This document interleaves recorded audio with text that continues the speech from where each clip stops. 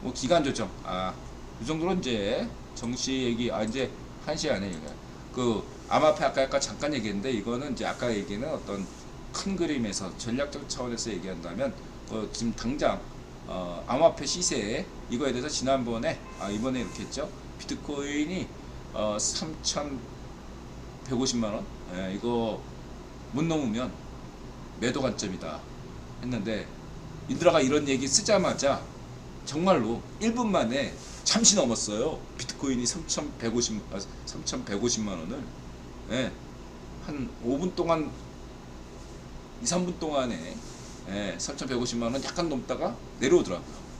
그거를 인드라가 뭐라고 했으면 종가 기준으로, 그러니까 업비트 종가가 오전 8시 59분이 종가거든요. 뭐 9시 시가가 9시고 오전 9시 그 기준으로 이제 3,150만 원을 유지하면 매수 유지인데 그걸 유지하지 못하면은 매도 관점이다 이렇게 강조했죠. 그래서 CFR 비트코인 암호화폐 기사도 보여주고 그다음에 그 월봉을 또 소개한 바 있습니다. 그래서 지금 한 4% 이상 폭락을 났습니다. 그리고 이제 여기에 맞게 또 뉴스가 제공되죠. 그래서 무슨 어떤 암호화폐 회사가 위험하다. 그래서 암호화폐 회사 그쪽으로 또 이렇게 애들이 강제 청산을 당해가지고 상당한 매도 물량이 쏟아져 나왔죠. 근데 인드라 볼 때 FTX 사태보다는 크진 않다. 일단 그렇게 보고 있고요. 그 다음에 이더리움이 또 2월 28일이 아니라 4월달로 이행됐다. 2월 됐다. 이런 점들을 감안한다면은 제가 지금 봤을 때 지금이 거의 바닥에 근접했다 이렇게 볼 수 있겠습니다. 지금 환율이 1,300원대고 그런데 지금 해외 시세에 달러 기준으로는 2만 한 얼마지? 잠깐 봐야겠다. 얼마죠?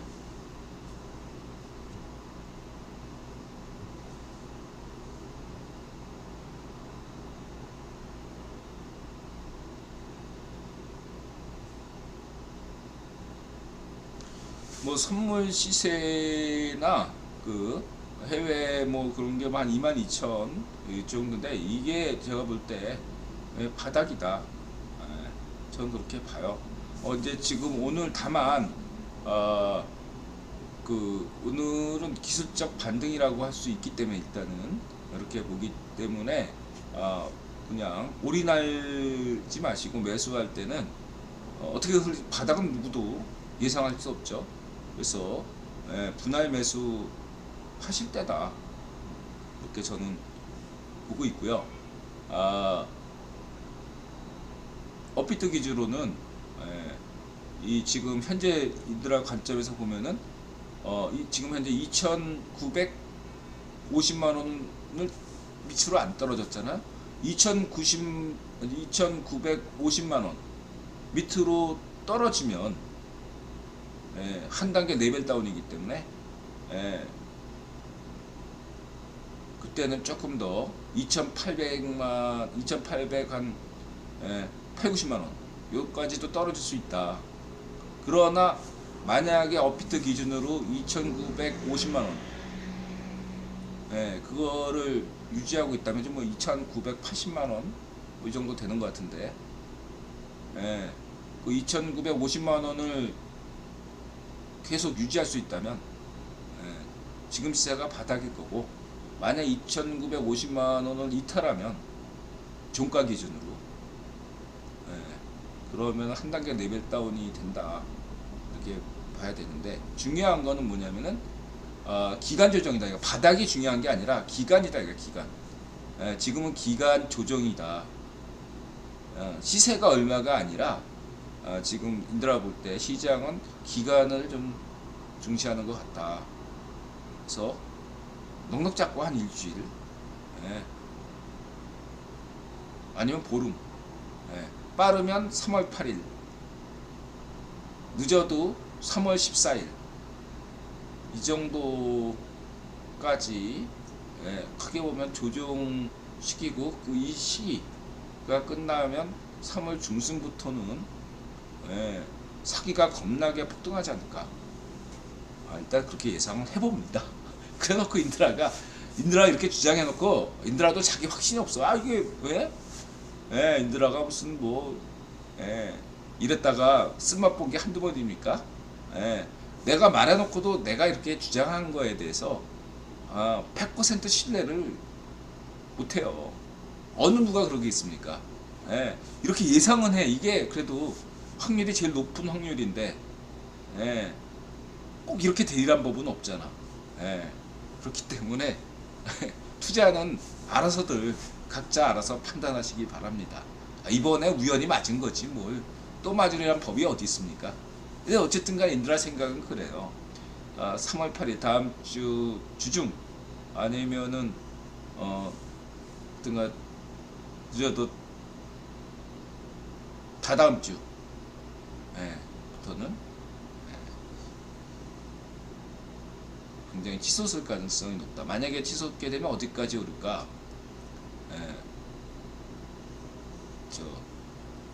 3만 달러까지 간다. 저는 그렇게 봅니다. 3만 달러.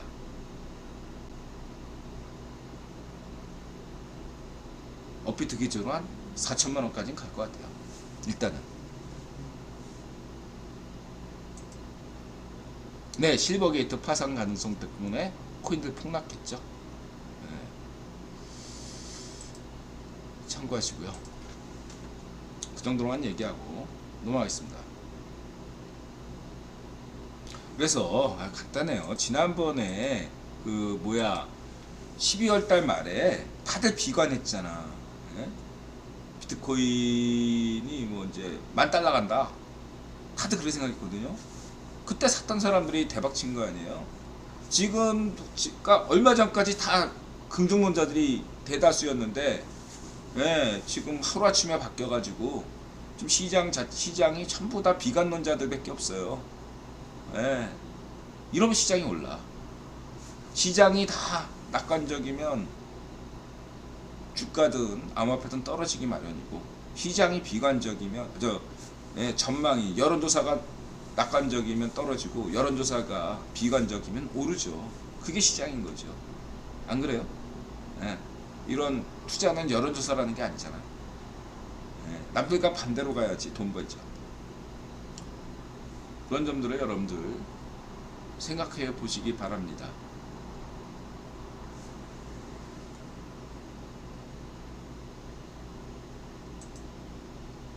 그건 리스크를 얼마나 감당하냐 아는 게 중요한 게 아니에요. 얘들아, 실전 투자 하면서 늘 느끼는 게 진짜 이 감이 있어야 된다.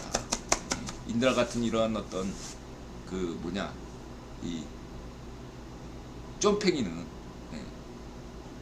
저도 이게 어릴 때부터 이렇게 아끼는 습성, 부모님이 힘들게 맞벌이를 매번 하시면서 그런 것들을 봐왔기 때문에 내가 돈 버는 건 아끼는 것밖에 없다, 이런 식으로 살다 보니까 어떤 가난한 이의 마인드를 갖고 있다 보니까 막 조금만 돈 잃어도 막 그냥 벌벌 떨고 막 그러는, 다른 건 아니야. 정치는 안 그런데 막 그러니까 이들아는 이쪽으로는 자신 있게 얘기하잖아. 막 이렇게 자신 있게 얘기하잖아요.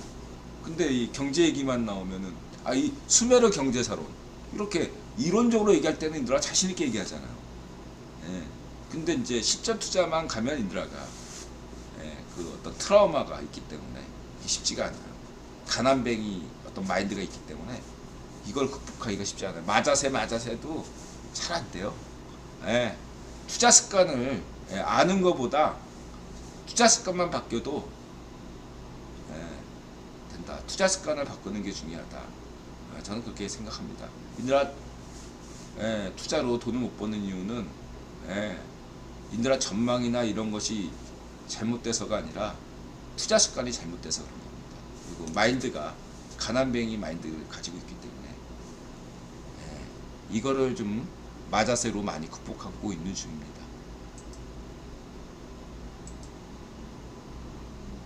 근데 긍정적 마인드를 가지세요.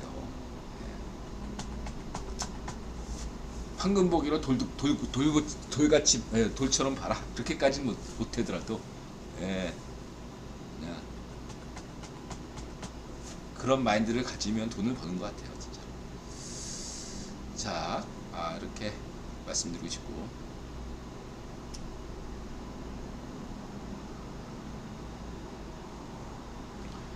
그 다음에 뭐 아테네님께서 재밌는 얘기 해주셨고, 그 다음 깨봉순, 이렇게 김단태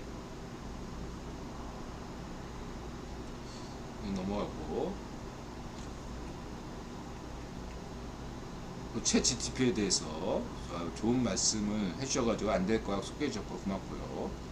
네.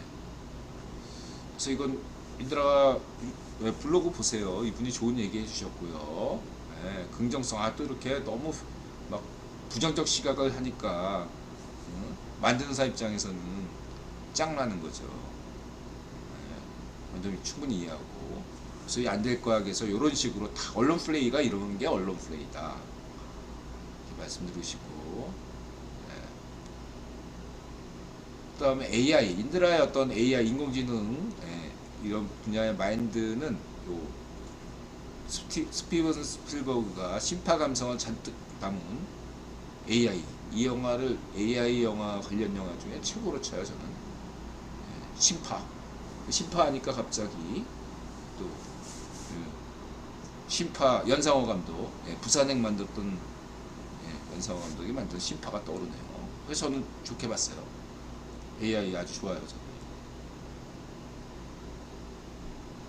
멀티모달 AI, 양자 컴퓨팅 혁신 이전에 멀티모달 AI가 가능해진다. 좋은 긍정적인 마인드 좋습니다. 근데 이제 뭐 이런 얘기는 인드라 그냥 얘기고, 그 다음에 이 김정상은 이제 최조영환 학술원 자학생으로 듀크대 교수가 된 분이에요. 그래서 최정현 학술원에서 내세우는 대표적인 양자 컴퓨터 전문가입니다. 참고하시고요. 그래서 이분의 얘기를 좀 이해하시기 전에 CPU가 어떻게 작동할까 그런 거 참고하시고, 이런 거다 이거죠. 데이터가 이 정도로 엄청나다. 이 데이터를 어떻게 하려냐.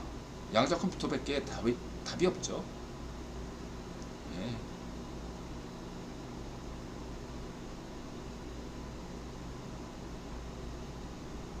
어쨌든 인드라가 강조하는 것은 이러한 엄청난 초거대 데이터 센터를 앞으로 돌리고 양자 컴퓨팅을 하려면 에너지 분야의 획기적인 에너지 혁명이 발생이 되는데, 그것은 바로 핵융합 에너지 혁명.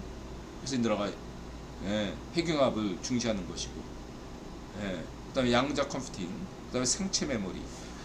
언제까지 데이터 센터를 엄청나게 이걸 키울 거예요. 한계가 있다. 나노 로봇처럼, 판타지 소설의 나노 로봇처럼 생체 메모리, 이런 어떤 기술들이 혁신적으로, 메모리 기술들이 혁신적으로 나와야 된다. 이런 3대. 그래서 삼성전자, 그리고 삼바, 생체 메모리, 그 다음에 핵융합, 세 가지가 중요한 축이다. 뭐 인공지능도 해야죠. 그래서 대한민국이 현재 올바른 길은 가고 있다. 지금 재정은 튼튼하지만 무역 적자로 걱정이잖아요. 경상수지도 문제고 무역 적자도 문제고. 근데 이건 지금 불가피한 문제다 이거죠. 그러나 미래는 밝다. 대한민국의 미래가 여전히 밝다고 할 수 있겠습니다. 걱정하지 마시고. 지금 애들 겁주는 애들 많죠. 부동산이네, 무슨 뭐 암호화폐네, 주식이네, 마치 무슨 대한민국이 외환위기로 갈 것처럼, 이렇게 만약에 무슨 경제 채널이나 뭐 이런다면 그냥 구독 끊으세요. 날라리예요. 책팔이 드리고 무시하세요. 구독 끊으시면 됩니다. 집 사고 싶으니까, 암호화폐 사고 싶으니까, 주식 사고 싶으니까, 주식 대폭락한다, 암호화폐 대폭락한다, 부동산 대폭락한다, 사고 싶으니까. 그런 사람 그런 말 믿고 팔면 진짜 후회합니다. 눈물 흘려요. 진짜 피눈물 흘립니다.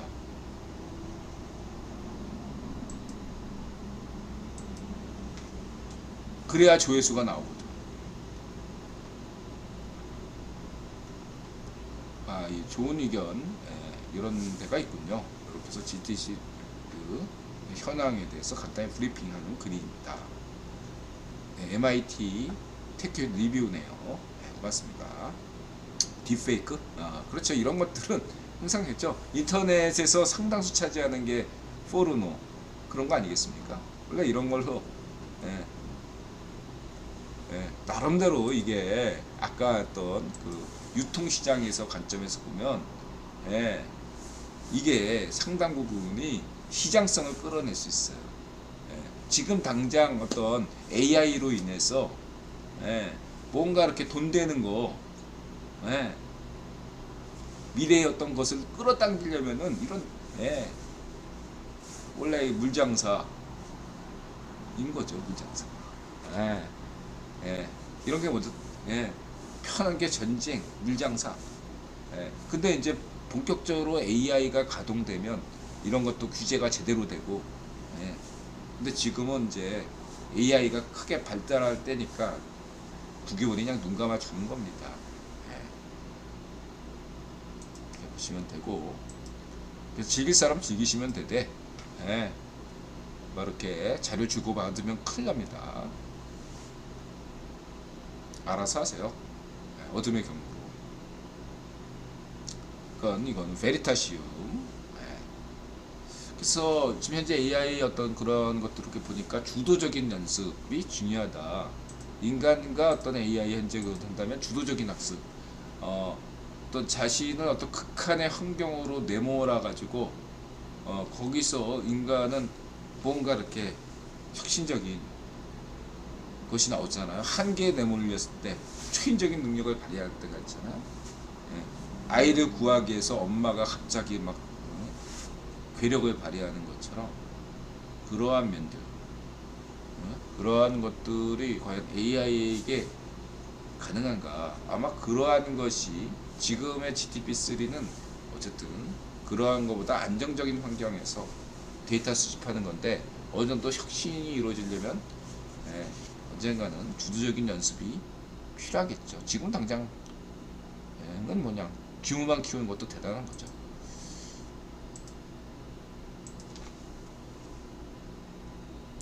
베리타시움, 이런 과학의 힘. 그리고 이건 영국 우주론 방송인데 역시 이런 영국 방송들이 이런 교육 자료로는 참 들어볼 때 높이 평가합니다. 저는 심심할 때 뭐 하냐라고 하면 전 드라마 대신에 다큐멘터리 봐요. 드라마는 거의 안 봅니다. 다큐멘터리 봅니다. 이런 거 봐요. 저. 너무너무 좋아요. 아주 유익합니다. 그리고 암흑 에너지의 원천은 블랙홀이다. 요즘 이런 어떤 이런 것들을 많이 얘기하잖아요. 근데 이런 게 있네요. 블랙홀에는 두 종류가 있다. 아주 흥미로운. 요번에 그 암흑 에너지와 블랙홀의 관계에 관련돼서 가장 나름대로 그 정확하게 논문의 취지를 소개한 글인 것 같아서 이거를 보았습니다. 참고하시고요.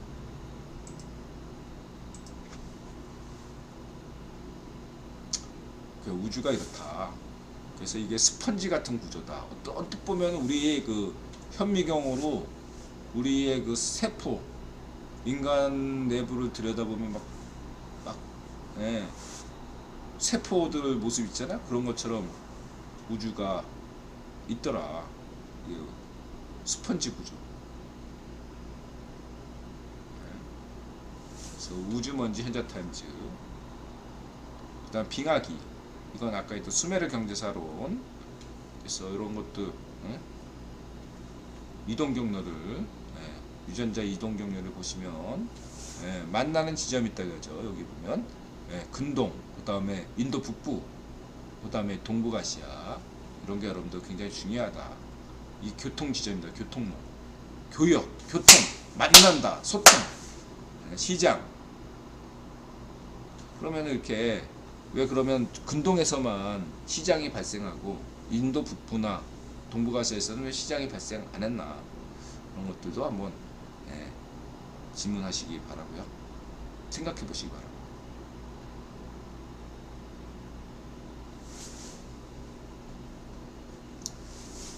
그 다음에 이제 이거는 뭐 벽속의 비트, 이 친구는 요게 이제 좀 꽂힌 친구고, 그 다음에 인드라가 강조하는 게 기후사죠. 수메르 경제사에서 가장 강조하는 게 중에 하나가 기후. 근데 이전에는 기후가 상당한 역할을 했다. 근데 이제 우리 역사 교과서들을 보면 맨날 뭐 신라가 망한 게, 통일신라가 망한 게 지도자가 부패했기 때문이다. 아니지. 지도자들은 언제나 부패했어.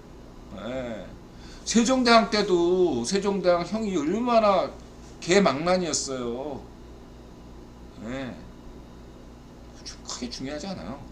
체제가 유지되는 거는 고대 왕국 근세 때까지는 간단해요. 가뭄만 안 들면 그 체제는 유지됩니다. 가뭄만 안 들면. 근데 기근이 들면 답이 없어요. 문명 앙코르와트처럼 그냥 끝나. 아무리 대제국 건설하면 뭐예요? 이집트, 히타이트, 뭐 고대 바빌로니아 그냥 300년 동안 망했고, 인도 무슨 모헨조다로니 뭐 막 인도 북부의 문명이 아예 자취를 감췄어요. 아리안족 침입 때문이 아니라 그냥 거기 가뭄이 들어가지고 그냥 인도 사람들이 다 남부로 이주했어요. 그 수백 년간 사람이 살지 않았던 거예요. 간단하게 얘기해서. 이게 기후가 굉장히 중요하다. 이거를 자꾸 기후를 무시하고, 인드라는 그렇다고 해서 기후가 유일한 원인이라고 얘기하지 않습니다. 그렇지만 근대 이전에는 기후가 굉장히 중요했다. 기후 변화로 인해서 홍수, 특히 가뭄, 이거는 정치 체제, 경제 정치 체제 엄청난 변동을 준다 이거죠. 무시해서는 안 된다. 주요한 원인이라고 중에 보고, 이거를 전제로 하고 점점 인류는 기후와 맞서 싸우면서 점점 더 어떤 자연적인 원인보다 인간 사회의 내적인 원인들이 점점 커져 왔지만, 그렇다고 해서 자연적 원인이 사라진 건 아니라는 거죠. 오늘날에도 기후 변화에 전 인류가 지금 고민이잖아요. 마찬가지입니다. 현대에도 이럴진데 과거에는 어떻겠냐. 기후변화를 결코 무시해서는 안 된다. 그리고 통일신라 왕조가 부패해서 무너진 거 아니다. 당대 일본과 통일신라 시대의 말기가 그때하고 일본 당대 그 시기의 일본, 그 시기의 중국을 보세요. 다 같이 다 그랬어. 다 같이. 통일신라만 그런 게 아니에요. 심지어 발해도 마찬가지였어요. 근데 발해는 백두산 때문에 발해 지도부는 깨끗하고 청렴하고 정직한데 백두산 때문에 망했고, 백두산 때문에 안 망했어요. 백두산 폭발한 건 고려 시대야. 발해 멸망한 한참 뒤야. 근데 굳이 발해 멸망을 왜 그렇게 역사 조작을 할까요? 인터넷에서 특히. 거의 막 사실로 믿잖아 지금 다들. 심지어 뭐 김기스 누님도 그렇게 잘못된 정보를 발해가 백두산 폭발 때문에 망했기 때문에, 이게 엄청난 가짜 뉴스라는 거죠. 인터넷에 이런 가짜 뉴스. 그래서 인드라가 계속 강조해. 그렇다면은 통일신라도 백두산 때문에 망했다. 이렇게 한번 역공작을 펼치는 거죠. 이 환빠, 백제빠, 발해빠, 신라빠도 마찬가지야. 가야빠, 이 환빠. 중국은요, 어순이 한국어가 다르잖아요. 중국의 주류는 남부에서 먼저 올라왔어요. 남부, 장강 이남에 이미 먼저 거기에 어느 정도의 어떤 뭐랄까 도시 규모의 뭔가를 갖췄어요. 환빠들은 맨날 중국이 뭐 저쪽에 만주 쪽에 요소 그쪽에 먼저 생겨가지고 다른데 아니지. 예, 중국 남부의 그쪽에 뿌리를 가지고 있고, 예, 먼저 들어온 건 중국 남부에서 이 저 뭐 동남아시아 어순하고, 예, 중국 어순이 같아요. 예, 이쪽에, 예, 동남아시아에서 올라온 애들이 중국 애들이 주류예요. 얘네들이 제일 먼저 올라왔어. 그 다음에 들어온 애들이 만주 쪽으로 이 초원길 쭉 따라가지고 만주로 온 이들이고, 예? 그 다음에 마지막으로 중국으로 들어온 애들이 이쪽 비단길 통해서 그게 들어온 애들이에요. 그리고 이 세 가지가 융합돼 가지고, 예, 한자가 만들어진 겁니다. 중국 문화가 오늘 만들어진 거예요. 예. 과거에 뭐 동이족의 무슨 뭐 각골문이 과연 그 당시에 사람들이 쓴 언어가 아니에요. 이집트의 상형 문자처럼 죽은 언어예요. 적게 볼 때 그 문자라고. 일반 저 뭐야 수메르어나 그 아카드어처럼 일상생활에 쓰는 언어가 아니었다고요. 무슨 언어 썼는지 몰라. 오늘날 중국의 언어가 어느 정도 이렇게 정립한 시기가, 예, 전국시대, 춘추 전국시대, 공자가 태어나기 한 200년 전? 인들아 볼 때 그게 아슈바리파 도서관이 붕괴된 이후, 그때 전 세계에서 누구야? 예? 붓다, 공자, 뭐 이런 애들이 나오는 때, 그때예요. 예. 그때 비로소 인들아는 오늘 한자가 만들어졌다. 그 이전의 한자는 그렇게 큰 의미가 없다. 무식하니까. 이렇게 전 봐요. 그래서 이태리 상형문자에 대해서도 인들아는 거의 별로 취급 안 하잖아. 그거 그냥 코에 걸면 코걸이, 귀에 걸면 귀걸이에요. 이 집 상형문자 해석하는 법은. 물론 수메르의 초기도 마찬가지예요. 그것도 코에 걸면 코걸이고 귀에 걸면 귀걸이고.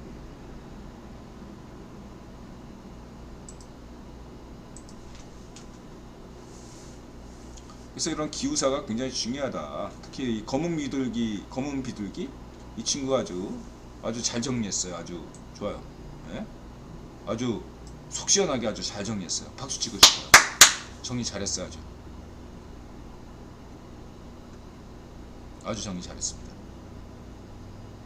특히 한반도 이 부분에서 요걸 이렇게 근데 다만 검은 비둘기가 한반도에서 삼국 시대가 끝이 났다 이런 식으로 생각하는 게 아니라 인들한 정반대죠. 오히려 이런 기후 변화 시기였기 때문에, 예, 고구려 장수왕이 왜 만주 버리고 평양에 왔겠어. 만주에 볼 게 없으니까 따뜻한 남쪽 나라로 온 거예요. 그때 신라가 힘없기 시작한 거예요. 날씨가 추워졌기 때문에 역설적으로, 예, 남쪽 지방이 중요해진 거죠. 그래서 신라가 뜬 거죠. 예, 그렇게 보시면 되겠습니다. 검문리기, 그러니까 우리나라 사람들 역사 공부하는 사람 친구들 치고 신라 좋아하는 친구들이 별로 없어. 에이, 그렇게 생각하면 안 돼. 긍정적으로 생각해야 돼. 예, 난 신라빠 아닙니다. 난 객관적으로 보셔야 돼요. 예, 오늘날 대부분은 다 통일신라 사람들이에요. 잊지 마세요. 여러분들의 성씨, 뭐 다 노예든 뭐든 성씨의 근본은 다 통일신라에서 나온 거예요. 그리고 인들아 강조했더니 오늘날 한민족 원형은요, 예, 그동안 막 섞였잖아. 큰 주류들은 통일신라 때부터 고려 초기에 완성됐어요. 오늘날 한민족이. 물론 그 뿌리들은 뭐 저쪽에서 바이칼에서도 오고, 뭐 인도에서도 오고, 동남아시아도 오고 다 왔겠지만, 중국에서도 오고, 만주에서도 오고. 하지만 한국인이라고 할 수 있는 우리 정체성, 언어, 그 다음에 어떤 민족성, 그 다음에 어떤 우리 얼굴형, 뭐 이런 것들 있잖아요. 그런 것들은 대부분 통일신라부터, 예, 고려 초에 완성됐습니다. 한국의 민족은, 유럽의 민족은 근대 이후에 만들어졌지만 한민족은 통일신라 때부터 만들었어요. 근데 통일신라를 부정해요? 의도적으로 분단 체제를 국유본이 떡밥을 던지기 위해서 가야바 만들고, 예, 환바 만들고, 백제바 만들고, 고구려바 만들고 바래빠 만든 거예요. 거기에 속아 넘어가면. 그런데 국유본에 2025년까지는 분단 체제를 지속해 시켜야 되기 때문에 우리가 이해해주고 넘어가야 돼요. 근데 거기에 휘둘려서는 안 되는 겁니다. 그렇다고 또 신라빠 되셔도 안 되고 통일신라빠야 돼요. 이왕빠 할 거면 통일신라빠 되세요. 고려빠 하든. 근데 고구려빠 이런 것도 여러분들 경계하셔야 돼요. 백제빠, 통일신라가 아니라 신라빠, 가야빠 이런 것들은 분단 체제를 위한 어떤 역사다. 이렇게 보시면 되겠습니다.